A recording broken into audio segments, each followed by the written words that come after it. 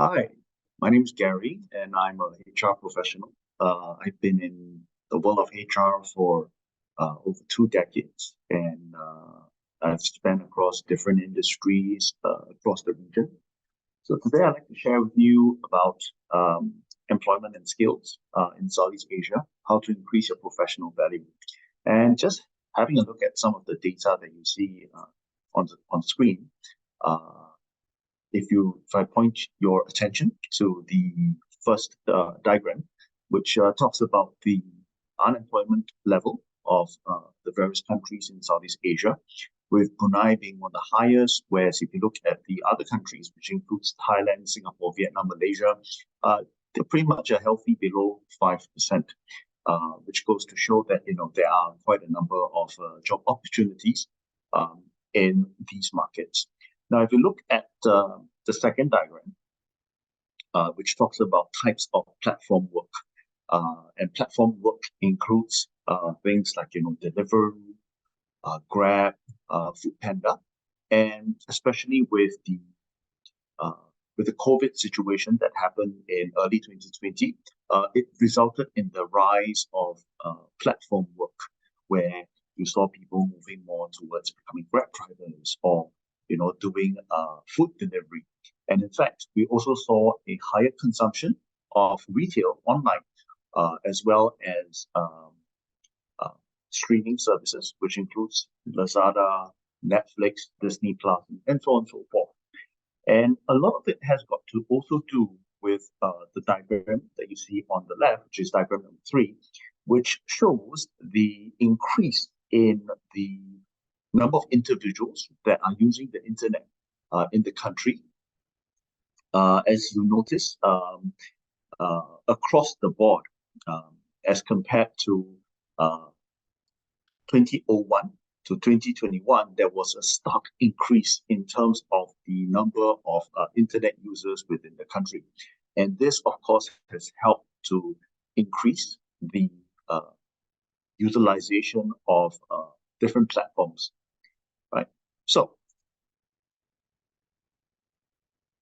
after sharing all the data, I'd just like to share with you, what this short presentation is about. It's to share with everyone what the current employment landscape is in Southeast Asia, the drivers that will continue to influence how we view employment, as well as future skills that we need to become more valuable in the talent market. Now, as I shared earlier, my name is Gary, and I am a HR professional. I have been working in HR for the past 2 decades, have a breadth and depth of experience across different HR functions, as well as across different regions, and of course, the Asian region. So, if you're listening to this talk, the question is, who is this talk for? So, this talk are meant for job seekers, people who are currently looking for their next career journey. Also for current employees who are looking at how the world is changing, and there's a lot of disruptions, and many organizations going through digital transformation. How can you stay relevant at your workplace? And for talents who are ambitious and they want to grow their careers, and are wondering what trajectory should I take in order to progress and continue to remain resilient in my career journey. So, what am I going to share? So, I'll be sharing with you about the employment trends, the drivers that influence, as well as the future skills that we need in order to continue to stay relevant. So, why? Why is this important, and why now? So, ever since we, have recovered from the pandemic and are going back to a new norm. And I use the word new norm because if you compare to how the labor market was like in 2021 and where we are today, even though it's been a short 2, 3 years, but so many things have changed. Number one, businesses have changed the way they work. Even people have also changed our outlook on what it means to work. Uh, Hybrid working has become increasingly popular, and there's also many changes in terms of the supply and demand for talents as well. So, combining trends and drivers of the employment landscape in Southeast Asia. I'm just going to focus on the 8 that you might want to be aware of, so that it can help you plot your career journey better and, of course, increase your professional value. So the first trend that we notice is the Great Resignation and quiet quitting. So, with the pandemic setting in, there was a huge wave of resignations that happened. I guess the pandemic suddenly forced the world to come to a standstill, and people became more acutely aware of how important it is to look after our own mental and physical well-being. And at the same time, quiet quitting came into play because people were wondering, why am I working so hard for? And it just did the bare minimum. So that's the first one. And of course, this has changed the way businesses view talent.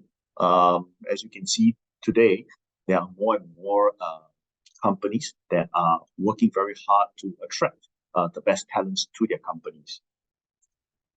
Next, hybrid and remote working options. Many surveys have indicated, and Southeast Asia is no exception, that more and more employees are looking for flexible work options. They prefer a workplace that enables them to work from home, or be able to work from anywhere, if possible. And this flexibility has become a competitive advantage for companies who are looking to attract the best talents. We have seen this trend adopted by many European and even Asian countries, although many Singapore companies seem to be moving in the reverse direction, encouraging their employees to be more on site instead.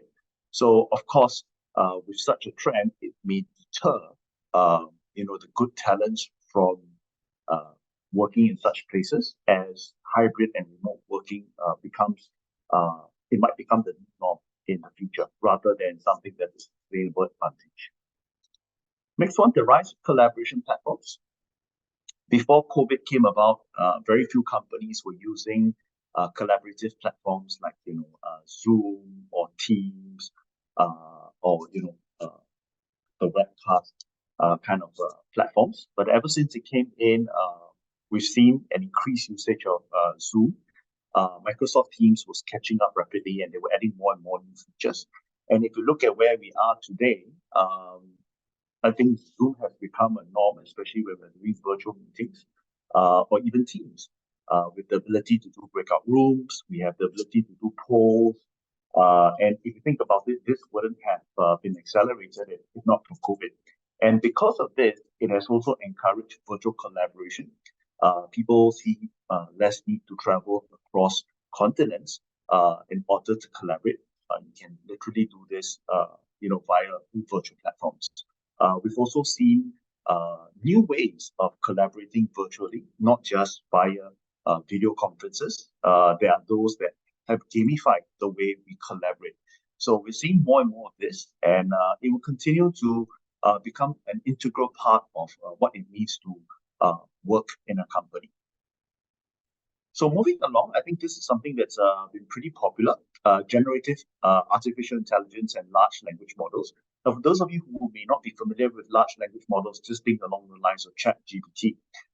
ChatGPT is not the only large language models. There are others around, but it's probably one of the more famous ones.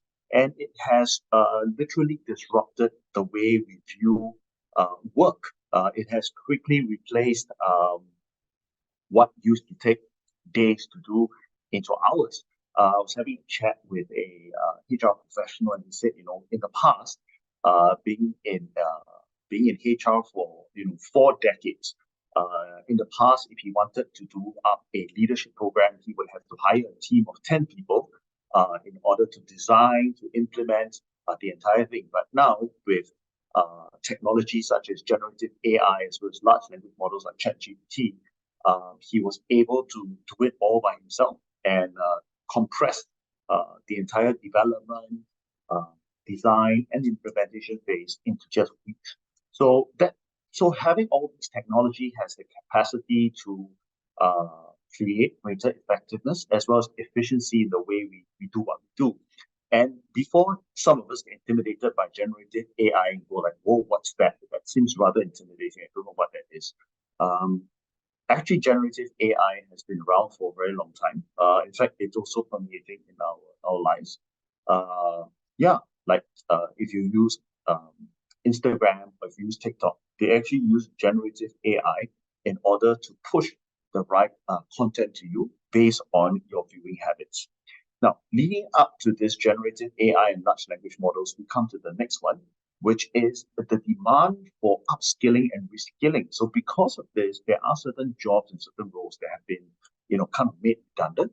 Like, for example, I would probably need a communications expert to, do copywriting. But today I can just ask ChatGPT to help me out with writing in a script, that I'm going to share uh, or it could do up a 5-minute presentation for me.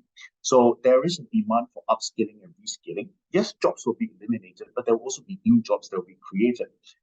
In the past, just not too recent past, the ability to code, was a very highly prized skill. But with ChatGPT, with other large language models, you may not need to know programming languages to code anymore. In fact, ChatGPT can literally write an entire workable program for you.